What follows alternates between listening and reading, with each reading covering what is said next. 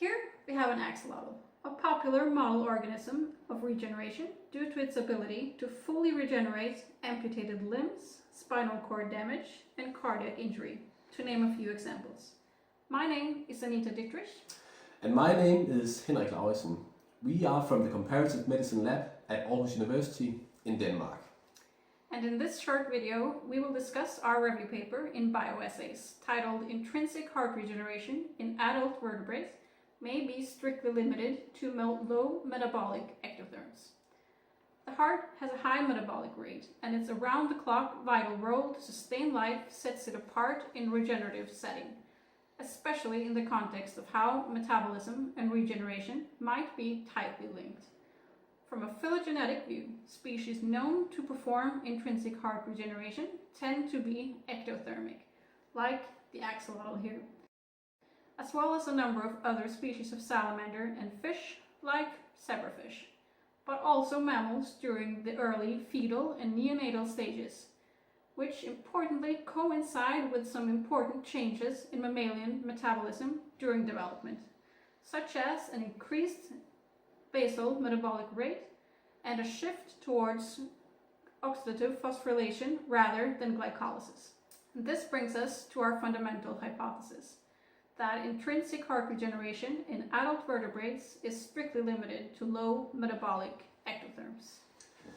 To fully test this hypothesis will be a challenge with a vast number of both endotherms and ectotherms with different metabolic properties. Therefore, it must be broken down into smaller testable sub-hypotheses using species and experiments specifically suited to answer key questions. Such examples of experiments could be comparing high metabolic tropical versus low metabolic polar ectotherms.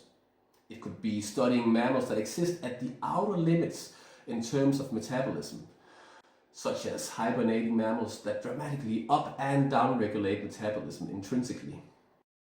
It could also be manipulating metabolism in ectotherms, like the axolotl here, to probe the limits of metabolism where heart regeneration is still possible.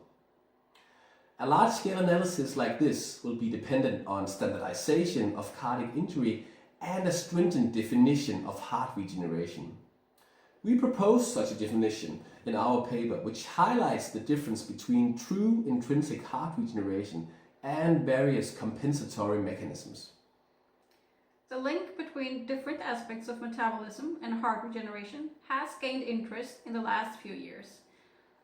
And based on some key findings, we propose 3 sub-hypotheses we believe merit further research. Our first hypothesis is that increased oxygen availability is disruptive to heart regeneration in organisms capable of intrinsic regeneration due to increased levels of reactive oxygen species from oxidative phosphorylation causing DNA damage. This has been illustrated in a few studies, but the mechanisms are not fully understood, and some species, like the axolotl, appear to be highly tolerant to reactive oxygen during regeneration. Next, we propose that metabolic manipulation of the developing endotherm allows for cardiac regeneration even at life stages of full endothermy.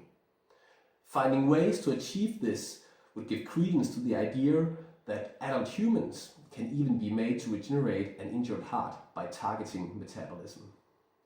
And finally, that in an organism with heart regenerative capacity, a regenerative window exists at a more narrow temperature range than the critical thermal minimum and maximum. This is a basic question, but with important consequences for mammals thriving at a high internal temperature of 37 degrees.